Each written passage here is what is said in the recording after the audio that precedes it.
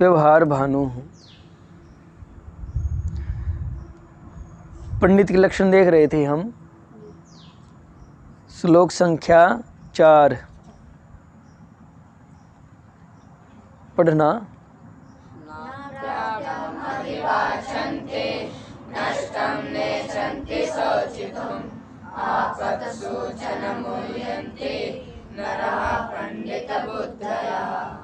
ये नराः अप्राप्यम न अभिवांछन्ति।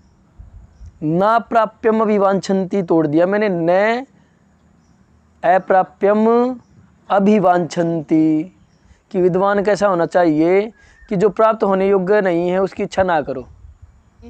कई बार संसार में ऐसा भी देखा जा रहा है कि ज़्यादा ये फिल्में कहानियाँ सुनने के कारण मन में कल्पना करने लग जाते हैं।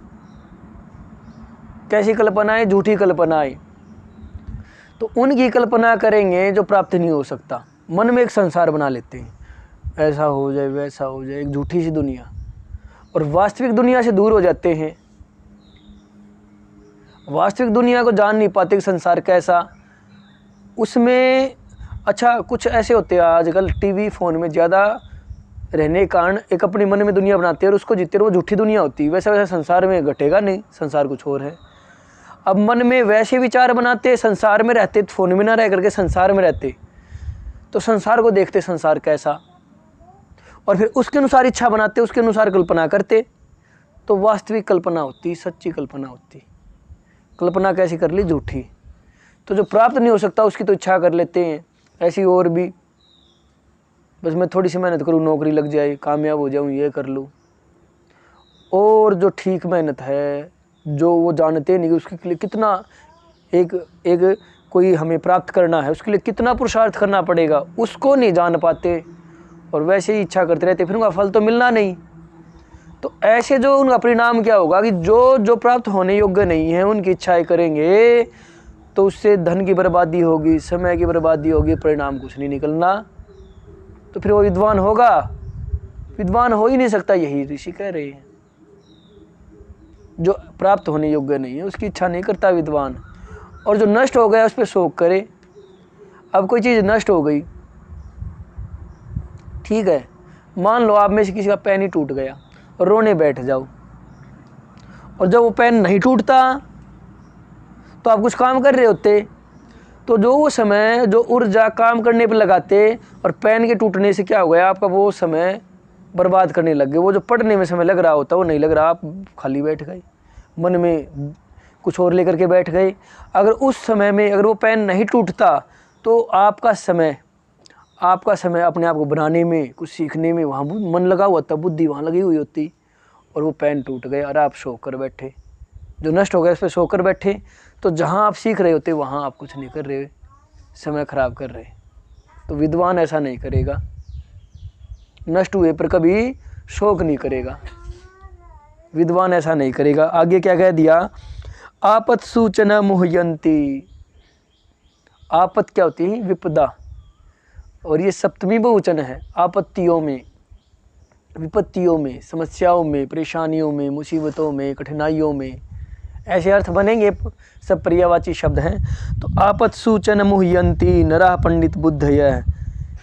तो जो विपत्ति आ जाए, मुसीबतें आ जाएं, तो उनमें वो ऐसे नहीं बैठ जाता, उनमें फंस करके। मोह का अर्थ होता है आकर्षण, जो पकड़ के बैठ जाए, तो उन पे वो उनको पकड़ के नहीं बैठती, वो आप उनसे घबराता नहीं, उनसे चिपका नहीं रहता, वो अपने मार्ग पे डटा रहता है। तो ऐसे जो लक्षण होंगे वो क्या होंगे? नराः पंडित बुद्धयः। ऐसे जो नराः हैं, ऐसे जो मनुष्य है वो पंडित बुद्धि वाले हैं। इसका अर्थ ये, उनकी जो बुद्धि वो पंडितों वाली है। उनकी बुद्धि क्या करेगी? ये कहेगी ना, यहाँ नहीं। जैसे आया, अप्राप्त की इच्छा नहीं करेगी, उनकी बुद्धि कहेगी ना, ये प्राप्त नहीं हो सकता, क्यों इच्छा कर रहे, समय बर्बाद जाएगा। यानी कि पंडित बुद्धि का लक्षण है। उसकी बुद्धि ये कहेगी नष्ट हो गया तो मैं अपना समय बर्बाद क्यों करूँ, आगे और निकल के और कुछ करूँ। ये जो परिस्थिति बन गई कुछ नष्ट होने की, ये मुझे पकड़े बैठी है, मैं कर नहीं पा रहा कार्य। एक तो मान लो कुछ हानि हो गई कुछ नष्ट होने पर, और एक हानि, उसकी हानि और करने लगे, कुछ ना करके बैठ गए आप कुछ ना करने के लिए, हानि तो 2 गुना हो गई और ज़्यादा भी हो जाएगी बैठे रहे तो। आज डिप्रेशन में आ जाते, थोड़ी सी मुसीबत आई नहीं डिप्रेशन में आ गए, कुछ नष्ट हुआ नहीं मुसीबत, वो डिप्रेशन में आ गए। तो उनकी जो बुद्धि है वो मूर्खता वाली बुद्धि है। पहले कोई डिप्रेशन में नहीं आता, हमने कभी छोटे थे डिप्रेशन सुना ही नहीं। तो उनकी जो बुद्धि है वो मूर्खों वाली बुद्धि है। पंडित बुद्धि वाला होता है, ऐसा कार्य नहीं करता, ना उनको ऐसी शिक्षा मिली। फिर डिप्रेशन के लिए वो साइकोलॉजिस्ट है, वो दुकान खोल करके बैठे, आओ हम करेंगे इलाज और पैसे कमाएंगे, अब पैसे 2 लाख ठीक करते हैं। उनको फिर सलाह देंगे, मीठी मीठी बातें बताएंगे, कोई बात नहीं, उनको हौसला देंगे, ये वो। उनकी अपनी बुद्धि नहीं रही, दूसरे की बुद्धि के अनुसार चलने लग गए। ये हाल हो गए हैं।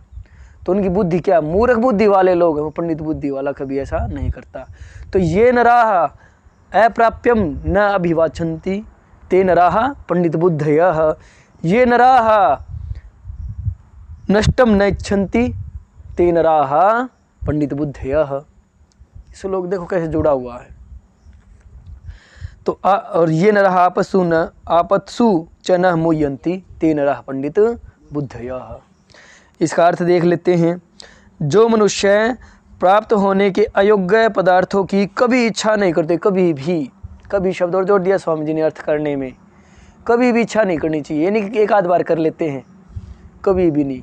एक आध बार किया तो वो एक आध बार समय बर्बाद किया, एक आध बार हानि कर दी अपनी। हानि तो एक आध बार भी नहीं करनी चाहिए। आगे क्या, अदृष्ट वह किसी पदार्थ के नष्ट भ्रष्ट हो जाने पर, जो नष्ट भ्रष्ट हो गया है या जो है ही नहीं, उसके लिए हो जाने पर शोक करने की अभिलाषा नहीं करते, शोक की भी इच्छा नहीं करते, कोई दुख नहीं उस पर मनाते। और बड़े बड़े दुखों से युक्त व्यवहारों की प्राप्ति में भी, बड़े बड़े दुख आने पर भी उनसे, जीवन में बड़े बड़े दुख आ जाए तो क्या हैं, घबराते नहीं, वो दुख उनको पकड़े नहीं बैठे रहते, उनसे उनका कोई प्रभाव नहीं पड़ता, उन ऐसी विपदाओं का कोई घबराहट नहीं। वे मनुष्य पंडितों की बुद्धि से युक्त कहलाते हैं। पंडित के लक्षण में श्लोक संख्या 4 पूरी हुई। श्लोक संख्या 5 पढ़िए।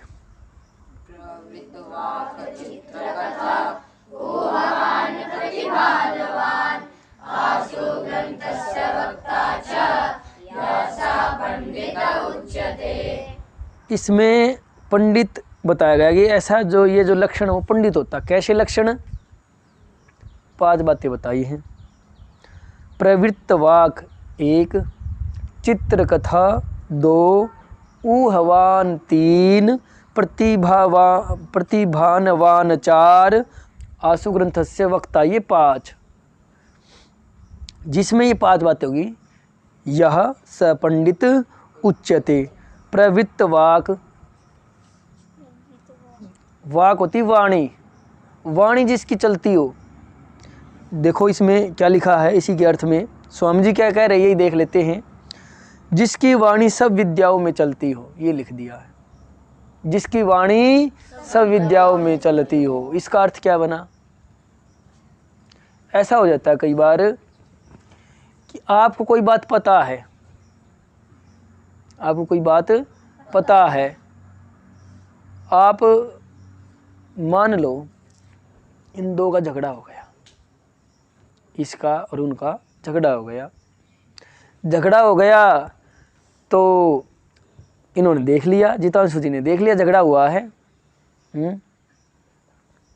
तो झगड़ा हुआ है तो ये दोनों मेरे पास आए, वो उसकी कमी निकाले, वो इसकी। अब मैं क्या निर्णय दूं, मैं कहूँ किसने देखा वो लेकर के आओ, तीसरे को बुलाएं, और ये बता ही नहीं पाए,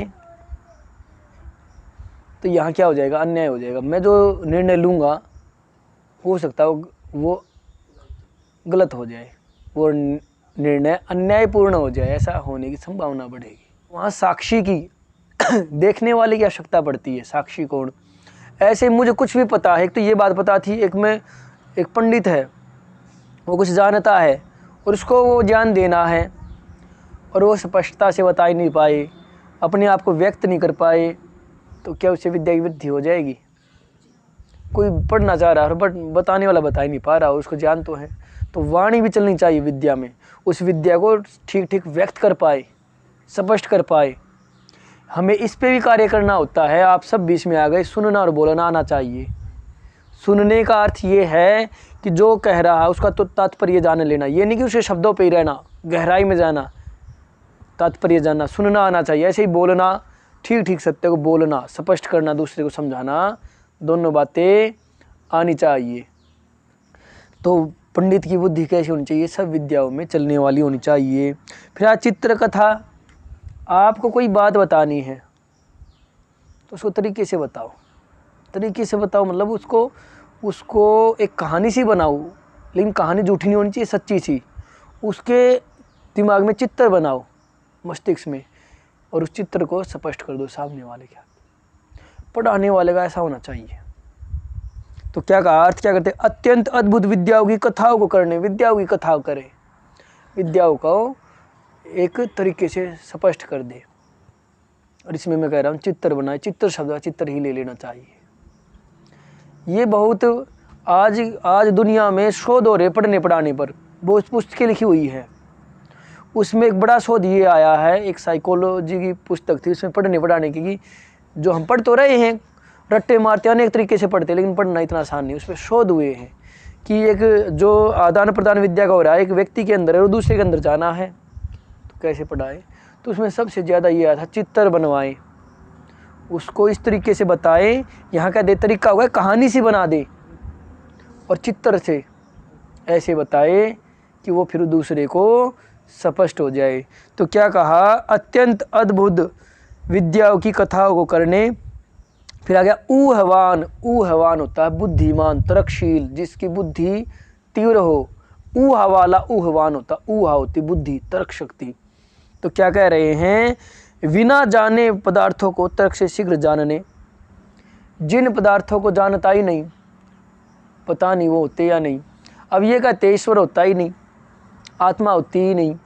बहुत से मानते हैं आत्मा होती ही नहीं, लेकिन किसी का देहांत हुआ और शरीर बिल्कुल कार्य करने में असमर्थ हो गया और उसको कोई ठीक ही नहीं कर सकता संसार में, तो इससे ये लक्षण है कि कुछ तो इसके अंदर था। तर्कशील बुद्धि ऊहा वाला जान लेगा कि हाँ कुछ तो सत्ता थी जो अब नहीं है, जिसको लाया नहीं जा सकता। कुछ भी कर लो, शरीर जलाना ही पड़ेगा, गाड़ना ही पड़ेगा। कुछ गाड़ते हैं, कुछ जलाते हैं। जब देहांत हो जाता है तो उससे अंदाज़ा लगा लेना चाहिए, उससे अनुमान लगा लेना चाहिए कि शरीर में कोई था, तो आत्मा के बारे में जान लेते तर्क से। तो क्या कह रहे, जो जाना नहीं था उसके बारे में भी तर्क से शीघ्र जानने। आगे क्या आ गया, प्रतिभानवान, प्रतिभा वाला ऐसा माने। कैसी प्रतिभाएं? सुनी विचारी विद्याओं को सदा उपस्थित रखने। तो वो उसको याद रखना, कंठस्थ रखना, उपस्थित रखना। उपस्थित रखना समझते हैं, आपने सूत्री अष्टाध्याय के कंठस्थ किए, आज तो उपस्थित हैं, आज तो याद है, स्मरण है, कल नहीं रहे। और बुद्धि पंडित कैसा होना चाहिए? जो उपस्थित रखे उनको, जो सीख लिया, जो पढ़ लिया, उपस्थित रखे। हमने आज तक कितना सीखा होगा, कितना सीखा होगा, कितनी पुस्तकें पढ़ी होंगी, कितने विद्वानों के मुख से सुना होगा, कई और भी अध्यापकों के, शिक्षकों के मुख से सुन कितनी बातें आज तक। क्या सारी आज पता है? बहुत थोड़ी पता है। ये सारी की सारी पता है किसी को? कोई है आप में से? या ये होगी ज़्यादातर आज तक मैंने बचपन से लेकर आज तक जितना सारा पता है, क्या क्या किसी ने क्या बोला आता है, बहुत थोड़ा। लेकिन पंडित कौन होगा? पंडित क्या रखेगा? उस सारे को उपस्थित रखेगा। कैसे? वो मैंने आपको ही बताया था। उसके लिए आपको दिमाग मस्तिष्क खाली रखना पड़ेगा, बेकार की बातें निकाल दो। कोई भी नई बातें आई उसके बारे में ज़्यादा विचार करो। सीखने की बात आई, बहुत मन को शांत रखो, विचार करो क्या बात आई थी, निर्णय करो ये तो बेकार की बात ही, ये बेकार की, इसको निकाल लो, इसको नहीं सुनना। फिर कोई ऐसी बात आई, कार्य की विशेष बात, किसी के अध्यापक से मुख से, कैसे भी पुस्तक से पढ़ी, फिर वो विचार करना, उसको रखना अपने अंदर। ऐसे थोड़ा थोड़ा थोड़ा थोड़ा थोड़ा सारा पिछला उपस्थित रखोगे तो एक दिन बहुत बड़े विद्वान बन जाओगे। तो विद्वान कौन होता है? उपस्थित रखता है।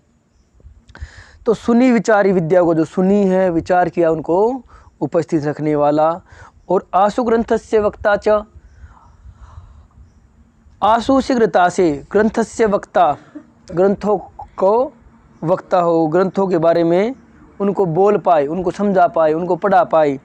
स्वामी जी कह रहे जो सब विद्याओं के ग्रंथों को, यहाँ ग्रंथ का अर्थ है सभी विद्याएं लिख दिया, सभी विद्याओं के ग्रंथों को अन्य मनुष्यों को शीघ्र पढ़ाने वाला मनुष्य है, जो शीघ्रता से पढ़ाए।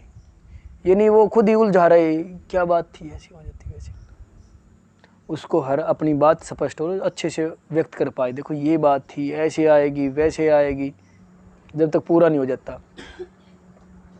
आना जाना बना दिया, आना जाना। इनका भी कुछ का ध्यान वहीं रहता है, फिर कौन गया, कौन मुंह धोने गया, क्या कर रहा।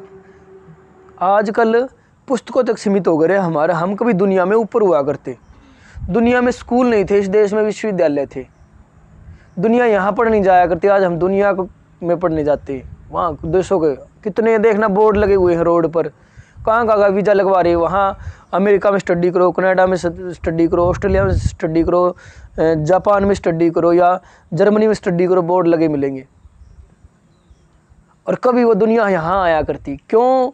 क्योंकि हमारे जो शिक्षकों में कमी आई, मैकाले से गुजरने के कारण गुरुकुलों को नष्ट किया गया। वो ऐसा क्या हुआ? ये हुआ कि पढ़ाने वाला कैसा होना चाहिए। फिर ये लक्षण कह रहा है कि पढ़ाने वाला एक विद्या में निपुण होना चाहिए। निपुणता का अर्थ ये है कि उसको वो विद्या प्रकाशित हो गई है, वो किताब के अधीन ना हो, किताब उसके अधीन हो, उसको किताब की आवश्यकता ना पड़े। वो किताब देख कर भी ये बताए कि ये ठीक है, ये गलत है, ये पुस्तक में ये ऐसे होना चाहिए, ये ऐसा नहीं होना चाहिए। वो पुस्तक के अधीन नहीं होना चाहिए, पुस्तक उसके अधीन होनी चाहिए। पढ़ाने वाला उस विद्या में निपुणता ऐसी होनी चाहिए। फिर वो निपुण है तो वो पुस्तक को एक तरफ करे, फिर उसकी बुद्धि में क्या रहेगा, जिसको पढ़ाना है कि मुझे ये विद्या आती है, मुझे स्पष्ट है, मुझे ये डालनी है, इसको अलग तरीके से समझ में आएगी, इसको अलग तरीके से सब कक्षा में एक साथ हैं। फिर देखना कि ये कैसे समझता है। जब प्रतिदिन पढ़ाएंगे, व्यवहार होगा आपसी, व्यवहार ठीक करना है, विद्या देनी है, तो उसको समझ में आता चला जाएगा कि ये ऐसे समझता है, ये ऐसे समझता है, ऐसे समझता है।